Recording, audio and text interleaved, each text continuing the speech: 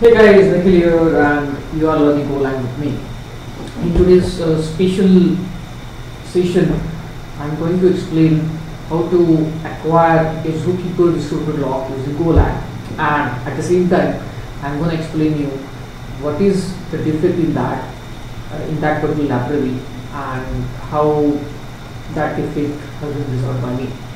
So just a background. So in my platform, I am making use of the Zookeeper as the global coordinator, and we are using distributed log capability of Zookeeper.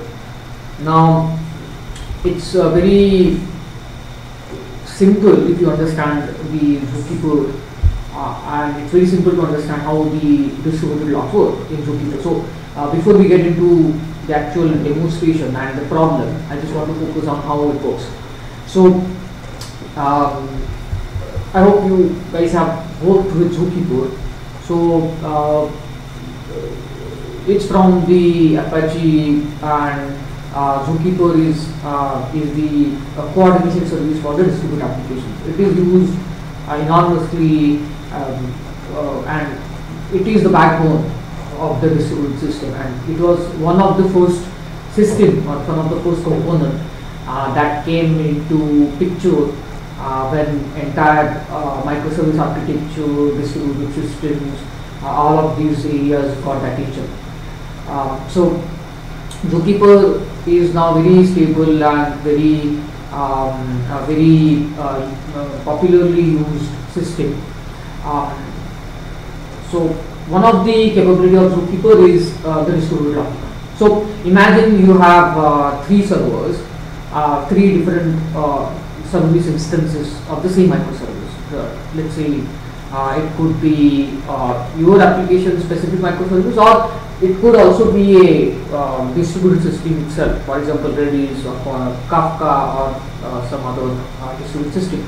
So as a part of that cluster, you have three nodes. And now these three nodes want to collaborate with each other. So they want to collaborate in such a manner that only one of them could proceed. Now over here the application, or let's say the problem definition, could be your leader relation or cyclic barrier in the distributed system, or during the bootstrapping you just want to have one server doing something and then other servers waiting into some wait state, or let's say you have some kind of process that has to be executed at a certain time only by one node, only by one process in the cluster, which is not within the node itself but across the nodes. So you have fleet of nodes, only one should be able to proceed, and how to achieve that. So one way to do so is to have the shared memory and use that shared memory as some kind of gatekeeper. So there used to be database, RDBMS, and over there people used to have the database row. Now either you have the database row lock, or you open the transaction and you make it sure that when you read the value, no one is doing any transaction with the database, and when you write it, when you write to the database, no one is writing the database. So that kind of shared memory is acting as a gatekeeper, either through the locking mechanism or making use of the transaction. But Zookeeper actually comes to our rescue, because just using the shared memory just for this particular purpose is really naive decision, and at the same time it is not efficient, because when you have many nodes in the system, then most of the times shared memory becomes the bottleneck. So for example, if you have RDBMS and then there are millions of nodes that want to collaborate in this fashion, and they want to acquire the distributed lock, then database, most of the times it will choke and it will become bottleneck. So that's why the Zookeeper is highly efficient, lightweight system, and you have other things as well. So you directly have the recipes most of the times in Java, and the curator recipe, and then you can use it for the distributed lock as a barrier, or Kafka uses it for the same purpose, reader election and so on. Name service, configuration, group membership and so on. So I don't want to get into that. I just specifically want to get into the distributed lock. So distributed locks are globally synonymous, meaning at any snapshot in time, no two clients think they should have the lock. They should hold the same lock. This can be implemented using Zookeeper, as with the priority queues, first define a lock node. So these are the steps in which you actually create a lock, and in fact you should not be really do all of this, because all of this is part of the Zookeeper library. So I will just explain this step superficially, but we just have to connect to Zookeeper and call the lock API. That's it, you get the lock.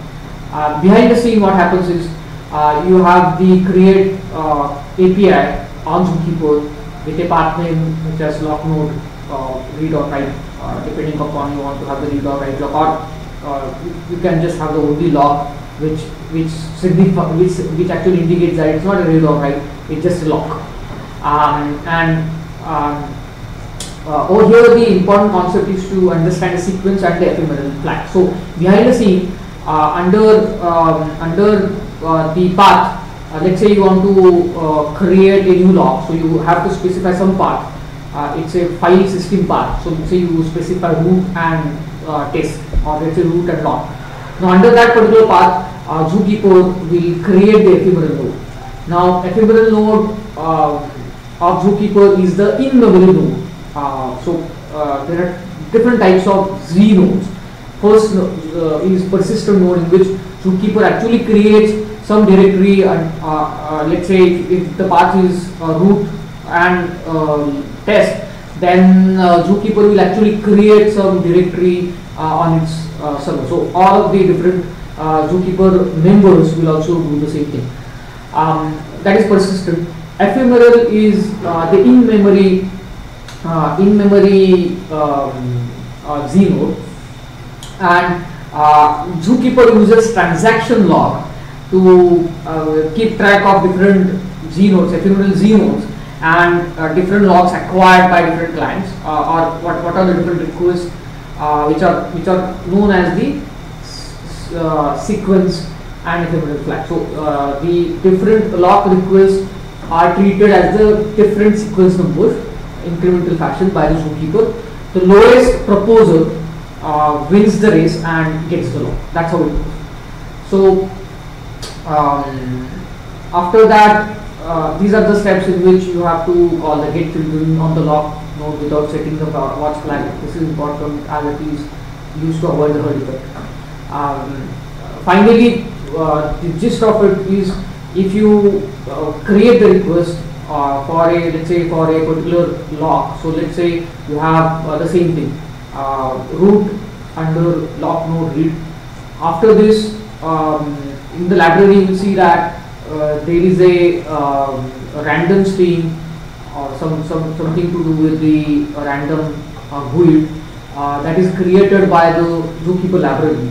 Then the library requests to Zookeeper that this client requires a lock on this path, and this is the path for the Z node under the root, under the path.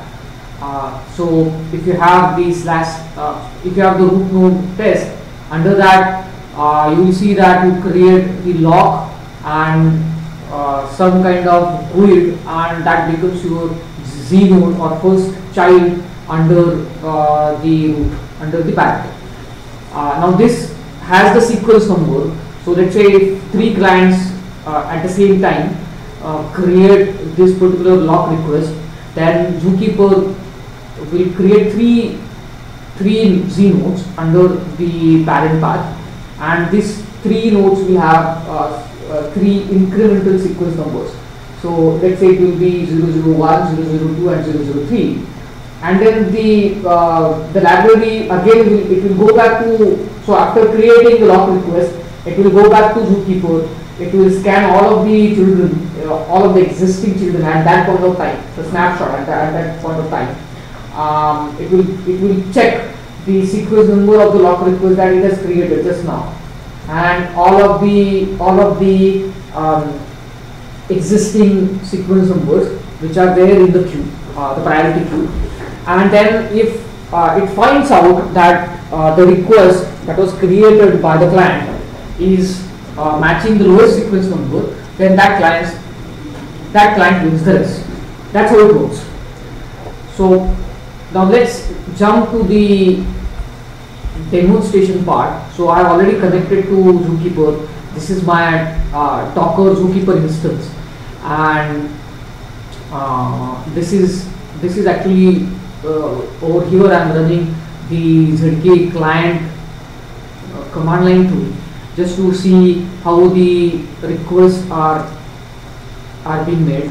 And then the second tab is for the defect that is there in the existing library version, or that's what the potential defect, that's what I feel. So let's get to the terminal, let's get to the code terminal, and then see how to request for a particular lock. Now for the demonstration purpose I am using this Zookeeper SAML library. So if you go to the golang Zookeeper, you will hit the ZK code doc, and over here you will find that you have the SAML Zookeeper reference. This is the standard library that is used in case of golang, and you can see that you go to the examples, and then it just explains how to create the connection. So you first get the library, then you connect to the Zookeeper. You just need to pass the array of the host. If you don't specify the port, then by default it assumes 2181, that is the default port. And the next parameter is the session timeout, the session expiry parameter. Now over here I will just take a pause and explain why it is important. Now the ephemeral node, as I said, it's the node that exists in the memory of the Zookeeper, right? It's not the persistent node.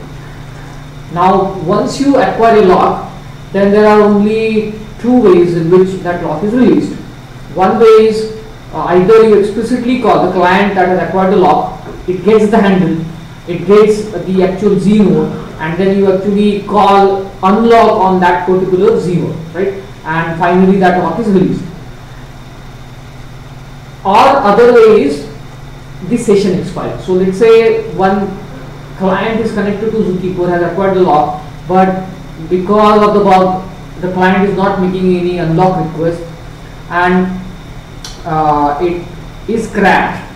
Then the Zookeeper ephemeral node, which actually corresponds to your lock, it will remain in Zookeeper forward, right? It's a kind of deadlock situation.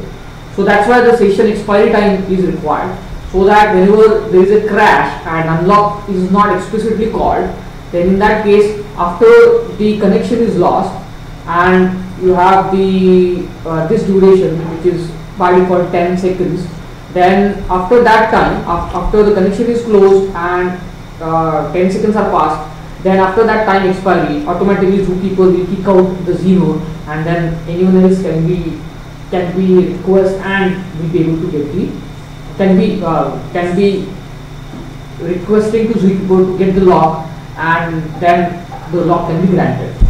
So that's the significance of the timeout session expiry timeout value.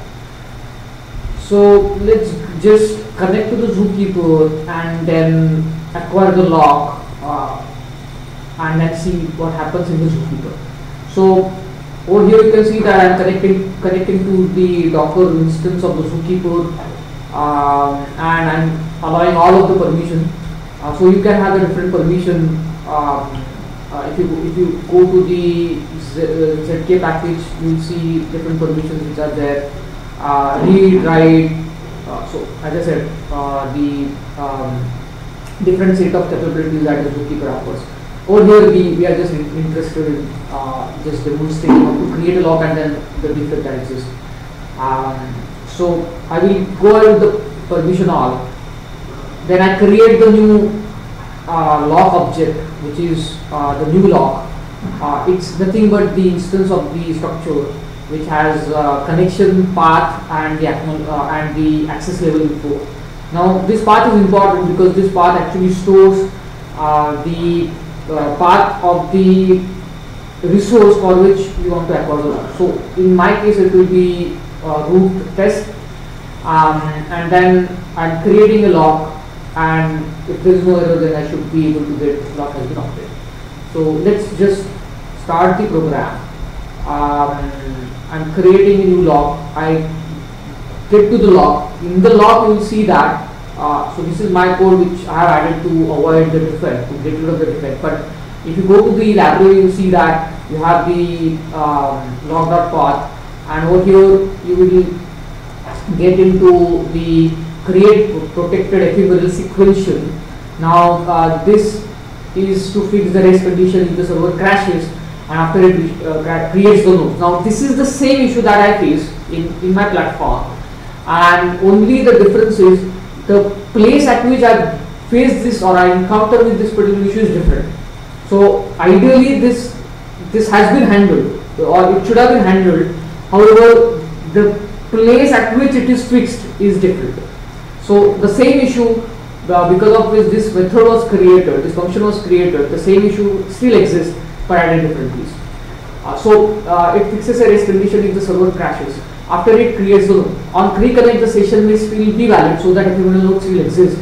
Therefore on reconnect we need to check if a node with a GUID generated on create exists.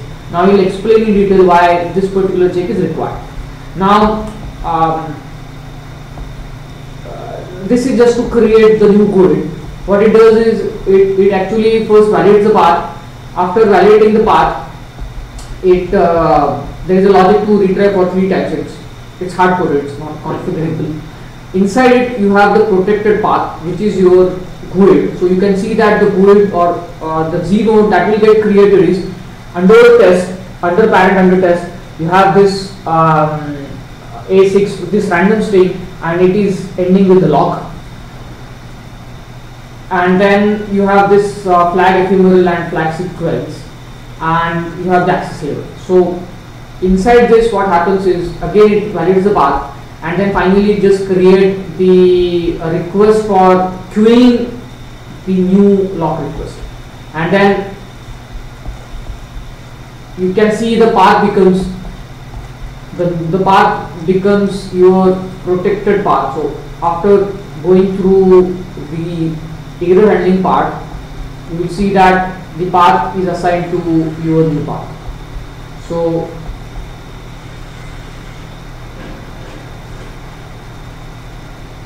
there is some kind of error because of my earlier attempt. Now this time, the next time it should be able to do so. It should be able to create the Z-node. I will just let this iteration end, and then now you see that the Z-node gets created. So now you can see that you have the path which is ending with log 0, but it has F45. And now if I go to my circuit client, you will see that for this particular path,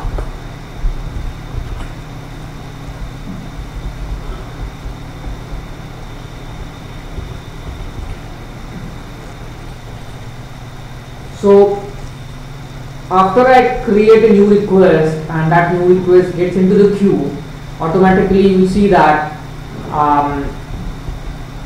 the Zookeeper is adding this particular request in the priority queue. So at the same request you will see that the GUID has the same path. Now once it is done, then comes the parsing sequencing logic, in which the library gets the sequence number. So over here our sequence number is 1. So if I go back, you can see that our sequence number is 1, ending with the last 3. And then it gets all of the children, all of the Z nodes under this path. So path is my test under root, and my children as of now um,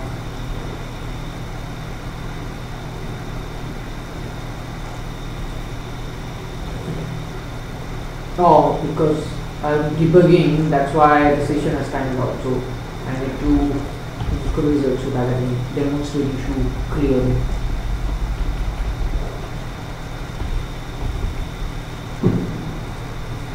So I just created a new request for the lock. Now this ends with 003, and after this, if you go to the Zookeeper, you see that the same request has been added in the priority queue, and that's why it ends with 003.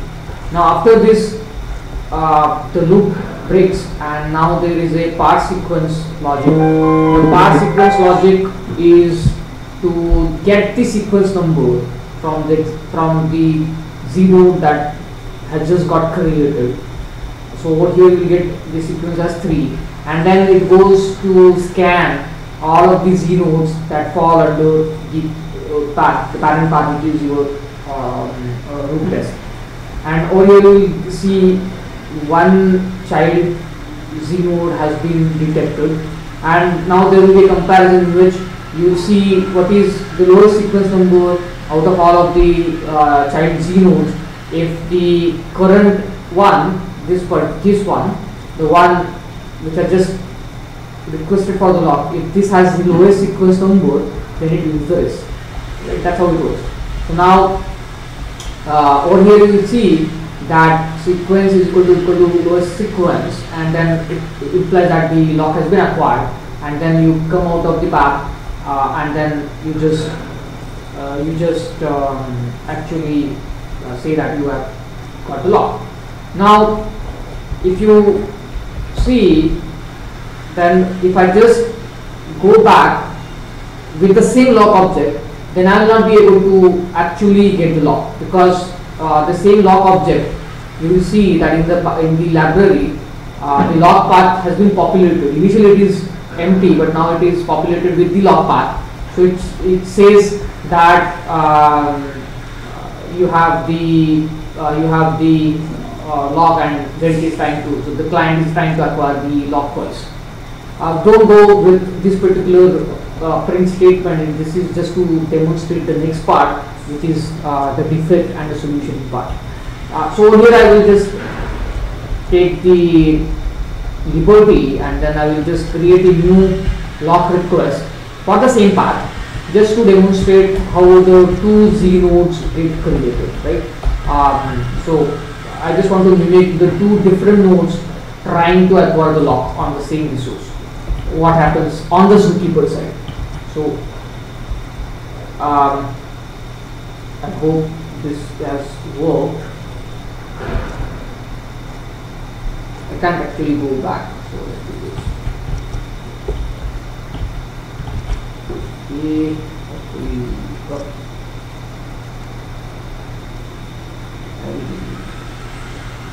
I will just demonstrate for the two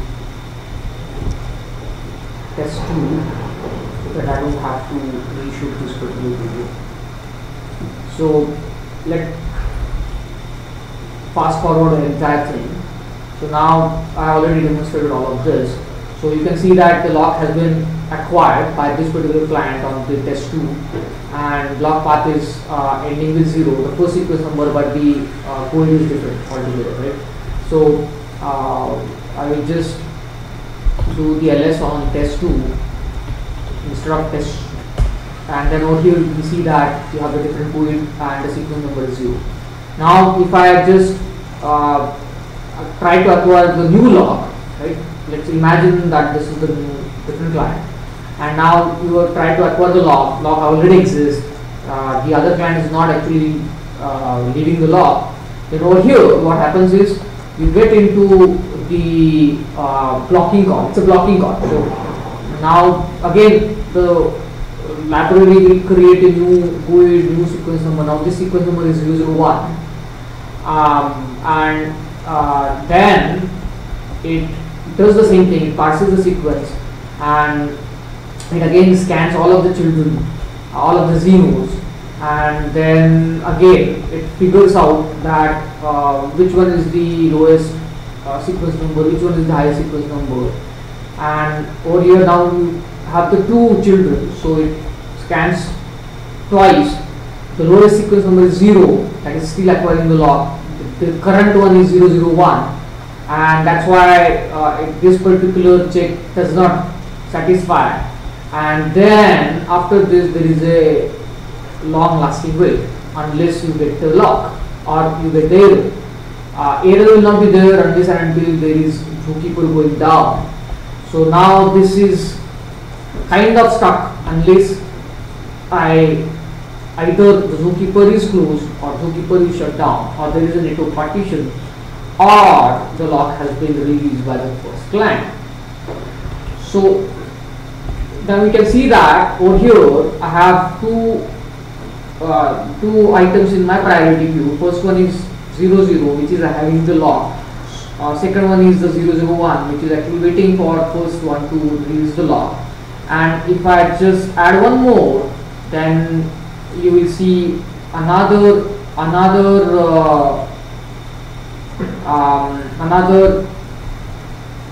item in the priority queue. So I guess point has been conveyed to you successfully that on the Zookeeper side the reasoning is very simple, the logic is very simple. On any path, if you have the lowest sequence number, then that becomes the lock holder. All of the requesters get added into the queue, and in case of golang, this wait is definite, there is no timeout associated with it. So either you acquire the lock or you actually get the error.